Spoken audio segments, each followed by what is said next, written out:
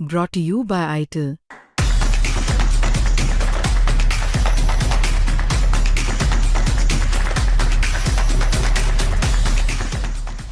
नमस्कार दोस्तों, क्राइम तक में आप सबका स्वागत है। मैं हूं सुप्रतिम बैनर्जी। बेंगलुरु में एक जगह है, एक लोकेलिटी है जिसका नाम है आरटी नगर। ये आरटी नगर एक बड़ा एरिया है जिसकी हद में कई सारे मोहल्ले आते हैं। तो इसी आरटी नगर के इलाके में एक रिहायशी इलाके में एक मकान में एक परिवार रहा करता था और ये परिवार था प्रोफेसर पुरुषोत्तम लाल सचदेव का।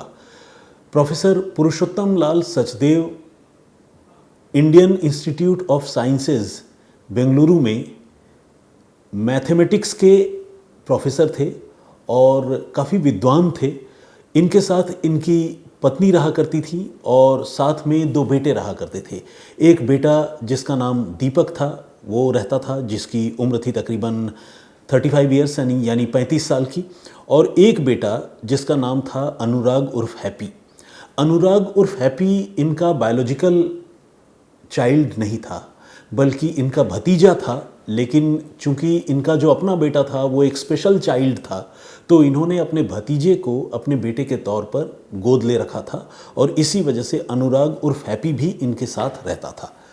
तो सचदेव परिवार में इस तरह से कुल मिलाकर 4 लोग थे। खुद प्रोफेसर पुरुषोत्तम लाल सचदेव, उनकी पत्नी रीटा जिनकी उम्र 71 साल और 67 साल की थी, यानी प्रोफेसर सचदेव 71 ईयर्स के थे और उनकी जो वाइफ हैं रीटा वो 67 ईयर की, और बाकी दीपक का उम्र मैंने आपको बताया है 35 ईयर, और जो अनुराग है दूसरा बेटा कह लें या कह लें गोद लिया हुआ बेटा, उसके उम्र के बारे में बहुत क्लैरिटी नहीं है, लेकिन वो भी एक नौजवान लड़का था। तो ये चारों वहाँ रहते थे। लेकिन इस परिवार के साथ 16 फरवरी 2009 को एक बहुत ही भयानक वारदात हुई और इस वारदात के बारे में लोगों को पता यूं चला कि ये जो दूसरा बेटा था अनुराग उर्फ हैप्पी, ये अपने दोस्तों के साथ घर से बाहर था और बाहर गए हुए उसे 2-3 दिन हो गए थे। इस बीच वो लगातार अपने मम्मी पापा को यानी मिस्टर सचदेव को और मिसेस रीटा को लगातार फ़ोन कर रहा था इस उम्मीद से कि उसकी मम्मी पापा से बात होगी। लेकिन 15 फरवरी को वो लगातार इनको फ़ोन करता रहा, लेकिन बुज़ुर्ग दंपति ने फ़ोन नहीं उठाया। वो बहुत परेशान रहा, बेचैन रहा। 16 तारीख को उसने फिर से इन लोगों को फ़ोन करना शुरू किया, लेकिन उसके मम्मी पापा ने 16 तारीख को भी फ़ोन नहीं उठाया। और तब अनुराग काफ़ी परेशान हुआ और उसे लगने लगा कि ऐसा क्या हो गया कि मम्मी पापा फ़ोन नहीं उठा रहे हैं। वो अपने भाई दीपक को तो कांटेक्ट कर नहीं सकता था क्योंकि दीपक एक स्पेशल चाइल्ड था। तो वो बहुत बेचैन हो गया और फिर उसने अपने पड़ोस में रहने वाले एक अंकल को फ़ोन किया जिनका नाम है राजेश दीवान। राजेश दीवान को अनुराग ने फ़ोन करके ये कहा कि अंकल एक बार जाकर प्लीज़ हमारे घर में देखिए कि मम्मी पापा कल से फ़ोन नहीं उठा रहे हैं, वो ठीक तो हैं, कोई ऐसी दिक्कत तो नहीं है उनको। जब ये बात मिस्टर दीवान को पता चली तो वो अपने पड़ोस में रहने वाले सचदेव परिवार के पास पहुँचे। लेकिन जिस बात की आशंका या जिस बात का डर अनुराग को था, कुछ वैसा ही मंजर सचदेव परिवार में नज़र आया, सचदेव परिवार में दिखा। मिस्टर दीवान ने देखा कि घर का दरवाज़ा बंद है और खिड़की से जब उन्होंने झांक कर देखा तो उन्होंने ये नोटिस किया कि दीपक, जो सचदेव दंपति का अपना बेटा है, वो घर के अंदर फर्श पर मृत पड़ा हुआ है, यानी बेजान उसका जिस्म घर के अंदर फर्श पर पड़ा हुआ है, जिसे देखने से बाहर से खिड़की से ही ऐसा लग रहा था कि शायद वो अब जिंदा नहीं है। ऐसे में मिस्टर दीवान काफ़ी परेशान हो गए। उन्होंने फ़ौरन अनुराग को फ़ोन किया और अनुराग को फ़ोन करके बताया कि अनुराग बहुत भयानक बात है, तुम्हारे घर के अंदर से कोई रिस्पॉन्ड नहीं कर रहा है और घर का दरवाज़ा बंद है और तुम्हारे भाई की तो बॉडी हमें नज़र आ रही है, खिड़की से झांक के देखा हमने, फर्श पर पड़ी हुई है और तुम्हारे मम्मी पापा दिख नहीं रहे हैं। तो ये बात जब अनुराग ने सुनी तो उसके होश उड़ गए। वो तो पहले ही डरा हुआ था कि मम्मी पापा फ़ोन नहीं उठा रहे। उसने कहा कि ठीक है अंकल, आप पुलिस को फ़ोन कीजिए, मैं भी जल्द से जल्द घर पहुंचता हूं। राजेश दीवान, जो कि पड़ोसी थे, जिन्होंने पहली बार ये सब कुछ डिस्कवर किया था, उन्होंने लोकल पुलिस को इन्फॉर्म किया, यानी आरटी नगर पुलिस स्टेशन की पुलिस को।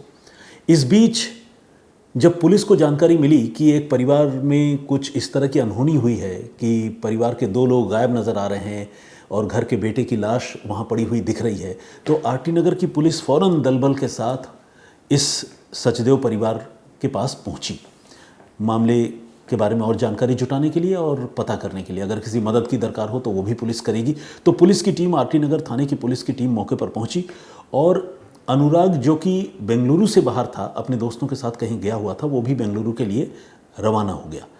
पुलिस ने घर का दरवाज़ा तोड़ा और तोड़कर जब पुलिस अंदर गई तो आसपास के लोग और अनुराग, सबको जिस बात का डर था वही नज़र आया।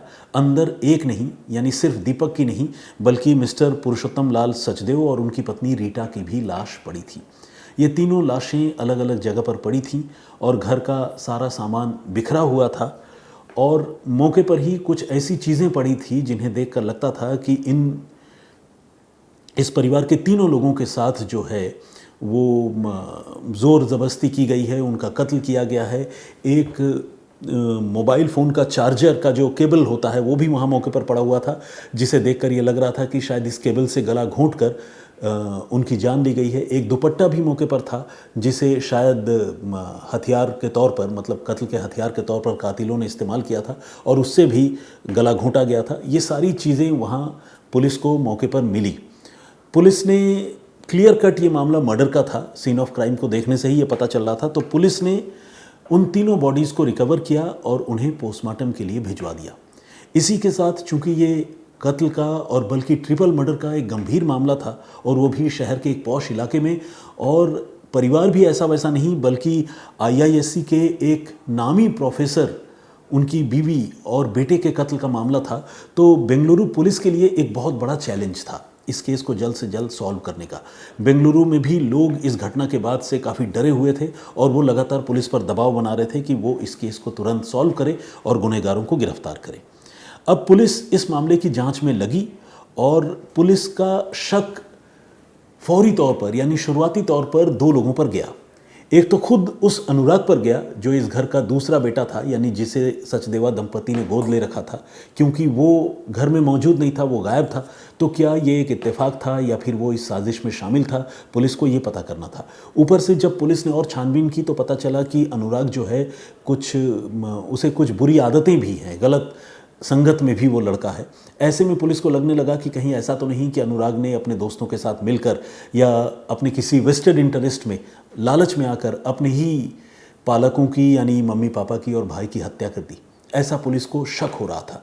तो पुलिस अनुराग से पूछताछ करना चाह रही थी और इसी के साथ पुलिस की रडार पर जो दूसरा आदमी था जिस पर पुलिस को शक था, वो थी इस घर की मेड सर्वेंट, जो तकरीबन महीने भर पहले सचदेवा दंपति के यहाँ अपॉइंट की गई थी और ये मेड सर्वेंट जो है वो पश्चिम बंगाल की रहने वाली थी।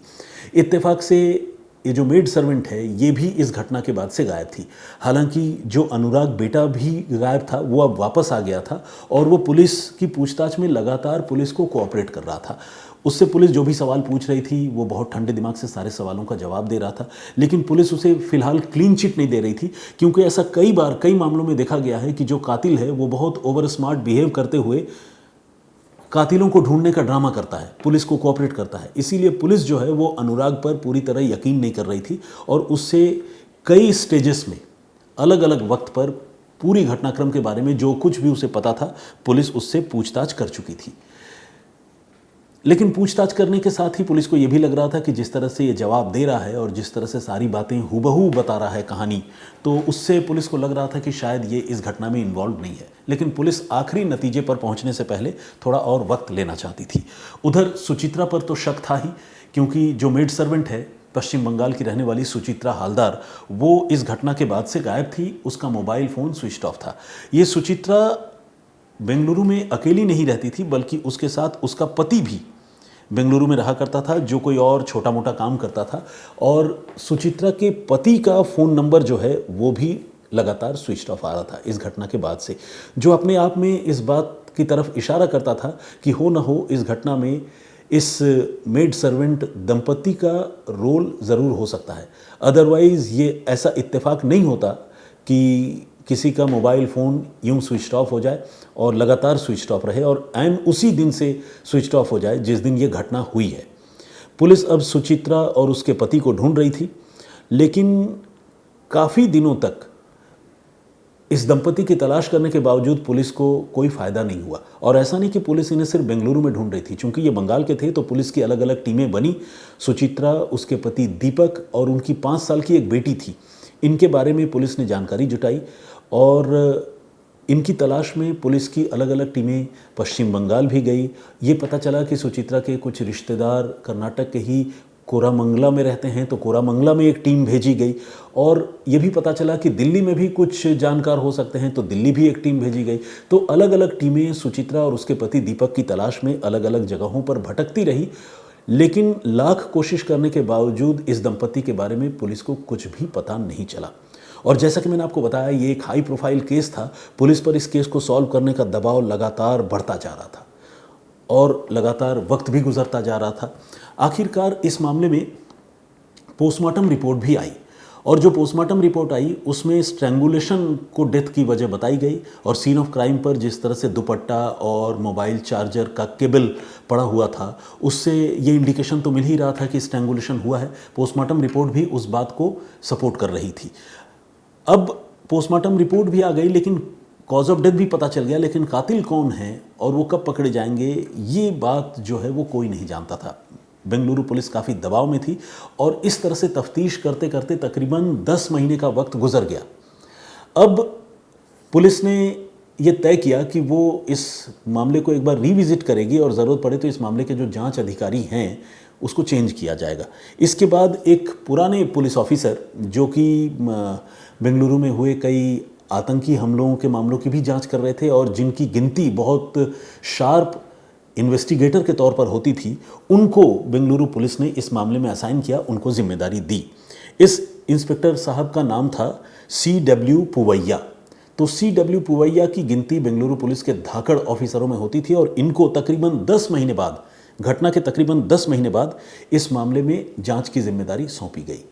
अब सीन ऑफ क्राइम जो है वो 10 महीने बाद तक तो जाहिर है प्रिजर्व रह नहीं सकता था, लेकिन सीन ऑफ क्राइम से बहुत सारे एविडेंसेस इससे पहले जो टीम इस मामले की जांच कर रही थी उसने उठाए थे और उन एविडेंसेस में कुछ सस्पेक्टेड फिंगरप्रिंट्स थे, नोकिया मोबाइल फ़ोन का एक चार्जर था और साथ ही दुपट्टा था, खून से सनी हुई कुछ रुई के टुकड़े वहाँ मौके पर थे, नाखूनों के टुकड़े वहाँ मौके पर थे। ये सारी चीज़ें वहाँ से पुलिस ने इकट्ठा की थी और घर से बहुत सारा सामान बिखरा हुआ था। ये भी पुलिस की टीम ने पहले इन सारी चीज़ों को एक जगह कलेक्ट करके रखा हुआ था। इन सारी चीज़ों को जो नए ऑफिसर हैं CW पुवैया, उन्होंने बहुत बारीकी से इन सारी चीज़ों को देखा, गौर किया और जब पूरे घर की तलाशी ली और कुछ नाते रिश्तेदारों से भी बातचीत की, जो लोग मरे थे, मतलब सचदेवा परिवार के जिन लोगों की मृत्यु हुई थी, उनके कुछ नाते रिश्तेदारों से बात की, तो एक और मेजर क्लू इस मामले में पुलिस टीम को मिली। वो क्लू क्या था? वो क्लू था जो मेड सर्वेंट जो शक के दायरे में थी, सुचित्रा हालदार और उसका पति दीपक हालदार, इनकी एक तस्वीर पुलिस को मिली जिसमें पति पत्नी और उनकी 5 साल की बेटी नज़र आ रही थी और ये एक क्लियर कट तस्वीर थी। अब इस तस्वीर के सहारे पुलिस को इस हालदार दंपति को ढूंढना था और कुछ जो एविडेंसेस या क्लूज़ वहाँ से पुलिस ने इकट्ठा किए थे वो तो मैंने आपको बताया ही। अब मिस्टर पुवैया जो है, उन्होंने तय किया कि अब वो पश्चिम बंगाल में जाकर इनकी तलाश करेंगे। पता करते करते पुलिस को ये भी पता चल चुका था कि ये हालदार दंपति जो शक के घेरे में है वो पश्चिम बंगाल के 24 परगना, दक्षिण 24 परगना ज़िले की रहने वाली है। तो एक पुराना पुलिस कांस्टेबल, पुराना मैं इसलिए कह रहा हूँ क्योंकि ये वो पुलिस कांस्टेबल है जो पहले इस मामले की जांच करने वाली टीम में भी शामिल था और वो पश्चिम बंगाल गया था और वहाँ उनको काफ़ी दिक्कत हो रही थी लैंग्वेज को लेकर, क्योंकि बेंगलुरु की जो पुलिस टीम थी और उनमें ज़्यादातर ऑफिसर्स या ज़्यादातर एम्प्लॉई ऐसे थे जो कन्नड़ बोलते थे और थोड़ी बहुत अंग्रेज़ी बोलते होंगे, लेकिन जब पश्चिम बंगाल में जा रहे थे तो वहाँ के लोग थोड़ी बहुत अंग्रेज़ी बोलते होंगे और बांग्ला बोल रहे थे, तो एक लैंग्वेज का बहुत बड़ा बैरियर था। लेकिन उस पुराने टीम से एक कांस्टेबल था तेज तर्रार विनय, इसको मिस्टर पुवैया ने अपनी टीम में रखा और विनय को लेकर जो है वो पहुँचे फिर से दक्षिण 24 परगना पश्चिम बंगाल।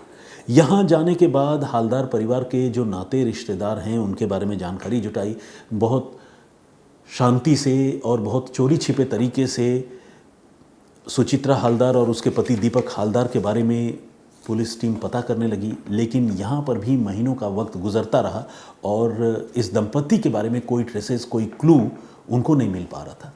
इस बीच मिस्टर पूवैया को अपनी किए हुए एक पुराने काम की बात याद आई। असल में हुआ ये था कि बेंगलुरु से कुछ समय पहले एक लड़की अपने बॉयफ्रेंड के साथ भागकर कोलकाता चली गई थी। तो जिस आदमी की बेटी अपने घर से भागी थी, उस आदमी की मदद करते हुए मिस्टर पूवैया ने उस समय कोलकाता जाकर रेड किया था और इस आदमी की बेटी को कोलकाता से रिकवर करके लेकर आए थे। ये जो एफर्ट मिस्टर पूवैया ने किया था, इसकी वजह से वो आदमी मिस्टर पूवैया का बहुत ज़्यादा एहसानमंद था। इस आदमी का नाम है राम प्रसाद। तो राम प्रसाद रेलवे के एम्प्लॉय थे और चूंकि उनका कनेक्शन अपनी बेटी की वजह से किसी न किसी तरीके से पश्चिम बंगाल से जुड़ता था, तो इन्होंने ये तय किया, मिस्टर पूवैया ने, कि वो राम प्रसाद से मदद मांगेंगे। और उन्होंने railway employ mister Ram Prasad को कांटेक्ट किया और जैसे ही कांटेक्ट किया, राम प्रसाद बहुत खुश हुए क्योंकि उनका मन जो है वो मिस्टर पूवैया के प्रति कृतज्ञता से भरा हुआ था। वो बहुत ग्रेटफुल थे, बहुत एहसानमंद थे कि उनको मिस्टर पूवैया ने किसी काम के लायक समझा। आपको जानकर अच्छा लगेगा कि आज के ज़माने में भी लोग इतने एहसानमंद हो सकते हैं, क्योंकि ज़माना तो एहसान फरामोशों का है। लेकिन राम प्रसाद इतने एहसानमंद थे कि उन्होंने अपने रेलवे की नौकरी से 1 महीने की छुट्टी ली और उन्होंने कहा कि वो इस मामले में इन्वेस्टिगेशन में मिस्टर पूवैया की मदद करेंगे। और उसके बाद मिस्टर पूवैया जो इंस्पेक्टर थे, उनके बुलावे पर वो बेंगलुरु से कोलकाता, पश्चिम बंगाल पहुंच गए। कोलकाता होते हुए बल्कि साउथ 24 परगना पहुंच गए और वहां जाकर मिस्टर पूवैया को उन्होंने ज्वाइन किया। राम प्रसाद को बांग्ला भी आती थी, इसका भी बेनिफिट मिस्टर पूवैया को मिला और राम प्रसाद को साथ लेकर मिस्टर पूवैया और 1-2 और पुलिस वाले इस मामले की छानबीन पश्चिम बंगाल में करते रहे। इतने दिनों तक पश्चिम बंगाल में रहते हुए मिस्टर पूवैया जो इंस्पेक्टर थे, उनका डील डोल और हुलिया भी काफ़ी हद तक बदल चुका था। वहाँ उस मिशन में वो ऐसे लगे कि उन्होंने शेव वेव बनाना छोड़ दिया और दाढ़ी वाड़ी बढ़ गई और उनकी हालत जो है वो बाबाओं जैसी हो गई। मतलब आमतौर पर जिस तरह से साधु सन्यासी दाढ़ी बढ़ा कर रखते हैं। उन्होंने ये बताया कि एक बार उनके घर वालों से जब इसी दौरान उनकी बातचीत हुई तो घर वालों ने उनकी जब शक्ल देखी, चेहरा जब देखा, तो खुद घर वाले भी उनको नहीं पहचान पा रहे थे। तो इतना उन्होंने अपना अपीयरेंस चेंज कर लिया था और ये शायद मिस्टर पूवैया की रणनीति का ही हिस्सा था कि वो अपनी आइडेंटिटी भी बिल्कुल बदल कर रखें ताकि हालदार दंपत्ति के बारे में, जिनकी तलाश में वो गए हैं, उनको चोरी छिपे ढूंढने में इनको मदद मिले। दिक्कत ये भी थी, मिस्टर पूवैया ने बताया कि जो पश्चिम बंगाल की पुलिस है वो इस मामले में बिल्कुल कोऑपरेट नहीं कर रही थी। यानी जिस सस्पेक्टेड कपल को ढूंढने के लिए बेंगलुरु पुलिस की टीम वहाँ पहुँची थी, वहाँ मतलब साउथ 24 परगना की जो पुलिस टीम थी वो इस मामले में बिल्कुल कोऑपरेट नहीं कर रही थी, मदद नहीं कर रही थी। इससे बेंगलुरु पुलिस की टीम, मिस्टर पूवैया की टीम काफ़ी निराश, हताश भी थी। लेकिन इन्होंने हिम्मत नहीं छोड़ी और इन्होंने सुचित्रा और उसके पति दीपक के बारे में जानकारी जुटाते रहने का फैसला किया। आखिरकार एक जानकारी ये भी मिली कि दीपक जो है वो साउथ 24 परगना में ही रिक्शा चलाता है, रिक्शा पुलर का काम करता है और वो अपने ससुराल में ही रहता है घर जमाई के तौर पर, क्योंकि वो आर्थिक रूप से बहुत संपन्न नहीं है और ससुराल के लोग यानी सुचित्रा के घर के लोग अपने दामाद को, दीपक को सपोर्ट करते हैं। अब जब पुलिस को ये जानकारी मिली तो पुलिस ने जो दीपक का ससुराल था, यानी जो मेड सर्वेंट थी सुचित्रा, उसका जो मायके वाला जो विलेज था, गांव था, वहाँ पर पुलिस ने अपनी जांच केंद्रित की और इनके बारे में पुलिस जानकारी जुटाने लगी, सुचित्रा के बारे में और दीपक के बारे में। लेकिन वहाँ पर भी इनके बारे में कोई इन्फॉर्मेशन जो है कहीं से भी इस परिवार को मिल नहीं पा रही थी। अब जो मिस्टर पूवैया हैं, उनके पास वो तस्वीर थी जिस तस्वीर में सुचित्रा, दीपक और उनकी 5 साल की बेटी नज़र आ रही थी। पुलिस ने यह तय किया कि अगर इतनी छोटी 5 साल की बेटी है तो वो ज़रूर कभी ना कभी उनका चक्कर पास के हॉस्पिटल में लगता होगा, क्योंकि बच्चे अक्सर बीमार होते हैं, अस्पतालों में उनका आना जाना लगा रहता है डॉक्टरों के पास, प्लस पास के स्कूल में भी वो बच्ची जाती होगी। तो उस बच्ची के ज़रिए अब उसके माँ बाप का पता लगाने का इस पुलिस टीम ने फैसला किया और मिस्टर पूवैया ने जो तस्वीरें उनको इस सस्पेक्टेड कपल की मिली थी, उन तस्वीरों को लेकर पुलिस टीम जो है कुछ हॉस्पिटल्स में और लोकल स्कूल्स में जाकर पता करने लगी। इस कोशिश में पुलिस को कामयाबी मिली। पहली कामयाबी और बड़ी कामयाबी ये मिली कि ये जो 5 साल की बच्ची थी वो एक लोकल स्कूल में पढ़ती थी, और एक टीचर ने, जब उनको पुलिस वालों ने ये तस्वीर दिखाई तो उस टीचर ने इस बच्ची को देखकर पहचान लिया और कहा कि अरे ये तो हमारे स्कूल में पढ़ती है, लेकिन ये अपने पेरेंट्स के साथ नहीं आती है बल्कि अपने ट्यूशन टीचर के साथ हमारे स्कूल आती है, और ट्यूशन टीचर ही उसे स्कूल में ड्रॉप भी करता है और पिक भी करता है। तो पुलिस ने कहा कि क्या आप उस ट्यूशन टीचर के बारे में हमें बता सकते हैं, उससे मिला सकते हैं? तो स्कूल के जो टीचर्स हैं उन्होंने कहा बिल्कुल मिला सकते हैं। ट्यूशन टीचर का नाम है आकाश मंडल। तो शाम को जब छुट्टी के वक्त आकाश आएंगे तो मैं आपसे उनको मिलवा दूंगा। अब पुलिस की टीम जो है वो स्कूल के बाहर इंतज़ार करती रही। सादे लिबास में थे, जैसा कि मैंने आपको बताया कि पुलिस के जो इंस्पेक्टर थे उनकी भी दाढ़ी वाड़ी बढ़ी हुई थी, तो कोई देख कर कह भी नहीं सकता था कि ये पुलिस वाले हैं। तो आकाश मंडल जब ट्यूशन टीचर उस बच्ची को पिक करने के लिए आए तो पुलिस की इस टीम से स्कूल के टीचर्स ने आकाश मंडल की मुलाकात करवाई। आकाश को पुलिस टीम ने भरोसे में लिया और ये बताया कि वो इस बच्ची के पेरेंट्स को ढूंढ रहे हैं, लेकिन उन्होंने मर्डर वाली बात नहीं बताई, खासकर ट्रिपल मर्डर की बात नहीं बताई। ये कहा कि छोटा मोटा क्राइम का केस है, थेफ्ट का, बेंगलुरु का, उस मामले में उनसे थोड़ी पूछताछ करनी है। तो आकाश मंडल ने कहा कि हाँ, वो इस बच्ची के मम्मी पापा को जानते हैं, जाहिर है तभी बच्ची उनके साथ है। तो उन्होंने कहा कि चलिए, मैं तो इस मामले में शामिल नहीं होना चाहता हूँ, मैं दूर से ही आपको उस बच्ची का घर दिखा दूंगा, आपको गांव के बाहर से दिखा दूंगा और आप देख लीजिएगा और फिर मैं वहाँ से चला जाऊँगा।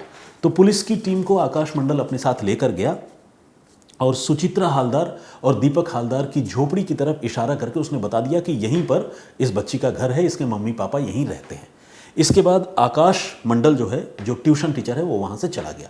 अब पुलिस की टीम ने फिर से लोकल पुलिस से मदद लेने का फैसला किया और 2 पुलिस ऑफिसर्स को या 2 लोगों की टीम को बेंगलुरु पुलिस ने वहाँ बुलवाया और ये कहा कि वो एक केस के मामले में इन्वेस्टिगेशन के लिए आए हुए हैं। यहाँ तक कि उन्होंने ट्रिपल मर्डर वाली बात भी क्लियर कट तरीके से पश्चिम बंगाल की पुलिस को नहीं बताया, अलबत्ता केस नंबर ज़रूर बताया, FIR नंबर बताया, लेकिन ट्रिपल मर्डर है और इतना सीरियस मामला है इसके बारे में नहीं बताया, क्योंकि बेंगलुरु पुलिस को ये लग रहा था कि कहीं ऐसा ना हो कि पश्चिम बंगाल की पुलिस के थ्रू ही ये इन्फॉर्मेशन लीक हो जाए और पता चला जिसको पकड़ने जा रहे हैं वो पहले ही फरार हो जाए, क्योंकि इससे पहले उनका एक्सपीरियंस पश्चिम बंगाल पुलिस के साथ अच्छा नहीं था। तो ऐसे में जो बेंगलुरु की पुलिस टीम थी उसने 2 और लोकल पुलिस ऑफिसर्स के साथ मिलकर सुचित्रा हालदार और उसके पति दीपक हालदार के घर पर दबिश दी।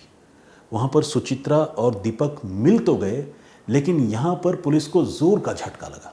झटका ये लगा कि जिस आदमी को वो सुचित्रा जिस आदमी को वो दीपक समझ रहे थे, वो आदमी अपना नाम राहुल बता रहा था, और जिस महिला को वो सुचित्रा समझ रहे थे वो महिला अपना नाम सुजाता बता रही थी। यहाँ तक कि जिस बच्ची को वो सुचित्रा और दीपक की बेटी समझ रहे थे, उस बच्ची का नाम भी कुछ और रखा हुआ था।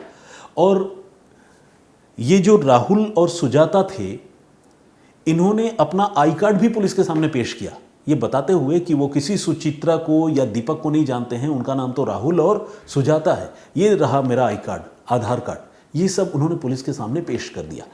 लेकिन पुलिस को शक तो था, क्योंकि पुलिस ने उस तस्वीर के सहारे यहाँ तक पहुँची थी, जो तस्वीर पुलिस को बेंगलुरु से ही मिली थी, और पुलिस को ऐसा लग रहा था कि इतने दिनों के बाद इस बच्ची के सहारे से अगर हम यहाँ तक पहुँचे हैं और चेहरा भी इनका मिल रहा है, हुलिया भी यहाँ इनका मिल रहा है, बस ये नाम अलग बता रहे हैं, पहचान अलग बता रहे हैं, तो ऐसा नहीं है कि इनकी बातों पर आंख मूंद कर यकीन किया जाए और यहाँ से वापस चले जाएं। कुछ इस मामले में दाल में काला ज़रूर है। तो बेंगलुरु पुलिस ने तय किया कि ठीक है, आपका नाम बेशक राहुल और सुजाता हो, लेकिन हम आपके घर की तलाशी लेंगे। अब पुलिस की टीम जब वहाँ पहुँची तो झोपड़ी की तलाशी ली। झोपड़ी में जो कुछ चीज़ें, संदिग्ध आर्टिकल्स जो मिलने थे, जो चोरी हुए थे, वो तो मिले ही, लेकिन उसके साथ साथ वो तस्वीर की एक कॉपी भी मिली, जो तस्वीर ऑलरेडी पुलिस के पास मौजूद थी, यानी जिसमें सुचित्रा, उसका पति दीपक और वो 5 साल की बिटिया नज़र आ रही थी, उसकी एक कॉपी इनके घर से भी बरामद हो गई। अब ये अपने आप में एक बड़ा एविडेंस था, जिससे ये पता चला कि ये दोनों कोई और नहीं बल्कि दीपक और सुचित्रा ही हैं, जिन्होंने अपना नाम बदलकर राहुल और सुजाता रख लिया है। अगर ऐसा नहीं होता तो उनके पास ये तस्वीर कहाँ से होती, जो दीपक और सुचित्रा की तस्वीर ये लोग खुद बेंगलुरु से लेकर आए थे, उसी की एक कॉपी इनके पास कहाँ से आई। तो ये बात एक तरह से देखा जाए तो प्रूवन फैक्ट थी। इसके बाद पुलिस ने इन दोनों को तो वहाँ से अरेस्ट किया ही, पति पत्नी को। इनसे जब पूछताछ की तो इन्होंने 2 और लोगों के नाम बताए और बताया कि हाँ, उस दंपति और उनके बेटे के मर्डर के मामले में 2 और लोगों ने भी इनकी मदद की थी। इनमें एक का नाम है मोहम्मद सरबल और एक का नाम है बिदान शिकारी। एक और भी आरोपी है जिसका नाम है प्रदीप नस्कर, लेकिन वो वहाँ मौके पर नहीं था, बंगाल में नहीं था, वो वहाँ से फरार हो चुका था। तो पुलिस ने क्या किया, दीपक हालदार, उसकी पत्नी सुचित्रा हालदार और 2 और आरोपी मोहम्मद सरबल और बिदान शिकारी, इन चारों को पश्चिम बंगाल दक्षिण 24 परगना से गिरफ्तार किया। इनके घर की तलाशी ली और तलाशी में जो सचदेवा परिवार के पास से लूटी गई कुछ चीज़ें थी, जेवरात वगैरह थे, वो सारी चीज़ें, आर्टिकल्स वगैरह पुलिस ने रिकवर किए और इन चारों को लेकर पुलिस की टीम आखिरकार एक विजयी भाव से, एक कामयाबी के भाव से वापस बेंगलुरु लौट कर आई। इसके बाद पुलिस ने कोर्ट में चार्जशीट दाखिल की, 45 यानी 45 अलग अलग सबूत कोर्ट में पेश किए और 33 लोगों को, मतलब विटनेसेस को वहाँ मौके पर पेश किया जिन्होंने अपनी कोर्ट में गवाही दी। लेकिन इतना सब कुछ होने के बावजूद आपको जानकर हैरानी होगी कि लोअर कोर्ट ने इस मामले में आरोपियों को बरी कर दिया। ये कहते हुए बरी कर दिया कि इस मामले में पुलिस ने बेशक बहुत गहराई से तफ्तीश की और बहुत सारे कोरोबोरेटिव एविडेंस जुटाए, लेकिन फिर भी डाउट इस मामले में है कि क्या वाकई ये लोग मर्डर केस में इन्वॉल्व हैं या नहीं, क्योंकि कोई चश्मदीद इस मामले का मौजूद नहीं है और इन चीज़ों को स्टैब्लिश पूरी तरह से नहीं किया जा सकता है। तो बेनिफिट ऑफ डाउट देते हुए इन सारे आरोपियों को जो है वो बरी किया जाता है, छोड़ दिया जाता है। इससे बेंगलुरु पुलिस को बहुत झटका लगा, बहुत सदमा भी लगा और ख़ासकर मिस्टर पुवैया को ज़्यादा सदमा लगा, क्योंकि उन्होंने दिन रात एक करके और महीनों महीनों पश्चिम बंगाल में रह के और एक अच्छी ज़िंदगी छोड़कर बहुत स्ट्रगल करते हुए इस केस को सॉल्व किया था। तो उनको बहुत तकलीफ़ हुई। उन्होंने अपने सीनियर ऑफिसर्स से बातचीत की और बातचीत करने के बाद फिर उन्होंने कर्नाटक हाई कोर्ट में इस मामले को लेकर अपील दाखिल की और अपील दाखिल करते हुए उन्होंने सारी बातें कोर्ट को नए सिरे से बताई। चार्जशीट में जो तथ्य लिखे हुए थे वो तो बताया ही, 45 सबूत जो सीन ऑफ क्राइम से पुलिस ने रिकवर किए थे वो दिए। इसके अलावा 33 गवाहों की जो टेस्टिमनी थी वो हाई कोर्ट के सामने रखी और जो बेंगलुरु पुलिस के वकील थे उन्होंने एक लास्ट सीन थ्योरी के बारे में हाई कोर्ट को जानकारी दी। ये लास्ट सीन थ्योरी क्या थी? ये थ्योरी ये थी कि 15 फरवरी की सुबह जब रोज़ की तरह अखबार डालने वाला एक शख्स जिसका नाम विजय कुमार है, वो विजय कुमार 15 फरवरी 2009 की सुबह जब सचदेवा परिवार के घर अखबार डालने के लिए आया था, तब उसने देखा था कि उनके घर में उनकी जो मेड सर्वेंट है सुचित्रा हालदार, वो काम कर रही है और उनके घर के बाहर 3 लोग खड़े हैं। उन 3 लोगों में एक आदमी तो उस मेड सर्वेंट का पति दीपक हालदार है और बाकी के 2 लोगों को वो नहीं पहचानता था। तो विजय ने ये बात कोर्ट में बताई और एक गवाह के तौर पर उसने ये सारी बातें बताई थी। जब विजय से बाकी 2 लोगों की तस्वीर दिखाकर कोर्ट में पहचान करवाई गई तो विजय ने कहा कि हाँ, इन लोगों को भी उसने 15 फरवरी 2009 की सुबह सचदेवा परिवार के घर के बाहर देखा था, यानी जिस दिन इस कत्ल के मामले का खुलासा हुआ उसके ठीक एक दिन पहले। ये एक ऐसा क्रूशियल लास्ट सीन सीक्वेंस था जिसमें एक आदमी कत्ल से ठीक पहले उस परिवार के बाहर सस्पेक्टेड किलर्स को देखता है और उसके बाद उस दंपति की हत्या हो जाती है, क्योंकि पोस्टमार्टम रिपोर्ट से भी इस बात की पुष्टि हो गई थी कि उनका कत्ल 15 फरवरी की सुबह को ही हुआ था। ऑफ कोर्स 6:15 बजे जब विजय ने उस परिवार को देखा था उसके बाद हुआ था। तो इससे ये बात साबित हुई कि हत्या से ठीक पहले वहाँ पर सुचित्रा हालदार, उसका पति और उसके पति के कुछ जानने वाले लोग वहाँ मौके पर मौजूद थे। तो इस तरह से हाई कोर्ट ने इस थ्योरी को सही माना, उससे कन्विंस्ड हुआ हाई कोर्ट और हाई कोर्ट ने इस मामले में जो चारों आरोपी है जिन्हें गिरफ्तार किया था उन्हें आजीवन कारावास की सज़ा सुनाई। और वो सज़ा 2006 की ये घटना है, 2009 की ये घटना है और अब जाकर इस मामले में सज़ा सुनाई गई है 2026 को 27 फरवरी को, यानी पिछले महीने की बात है, 27 फरवरी। अब सवाल यह है कि इन्होंने जो मर्डर किया था वो क्यों किया था और पुलिस की पूछताछ में इन्होंने क्या बातें बताई थी। तो पुलिस की पूछताछ में उन्होंने ये बताया था कि मर्डर का इरादा जो है लूटपाट करने का था, घर की कीमती चीज़ें गायब करने का था। इसी प्लानिंग के तहत उन्होंने इस घर पर धावा बोला था। तो 15 फरवरी 2009 की सुबह रोज़ की तरह सुचित्रा हालदार सचदेवा परिवार के यहाँ काम करने के लिए आई थी। वो काम कर रही थी, डस्टिंग क्लीनिंग में लगी हुई थी, घर की साफ़ सफाई कर रही थी। दरवाज़ा खुला हुआ था और जैसा कि आपको मैंने बताया, सुचित्रा का पति दीपक अपने कुछ दोस्तों के साथ बाहर खड़ा था और इसके बाद इन लोगों ने मौका मिलते ही पहले जो सचदेवा दंपत्ति है उनमें जो महिला है रीटा सचदेव, उनको पहले उन्होंने ओवरपावर किया, उनकी गला घोंटकर हत्या की और उसके बाद तब जो बुज़ुर्ग प्रोफेसर साहब हैं, प्रोफेसर पुरुषोत्तम लाल सचदेव, वो सो रहे थे, उनको उन्होंने नींद की हालत में ही उनकी हत्या कर दी और उसके बाद उनके स्पेशल चाइल्ड जो 35 साल का बेटा था उसकी जान ली, उसका भी नाम दीपक है। और उसके बाद इन लोगों ने सचदेवा परिवार के यहाँ लूटपाट की और लूटपाट करने के बाद सारी कीमती चीज़ें लेकर फरार हो गए।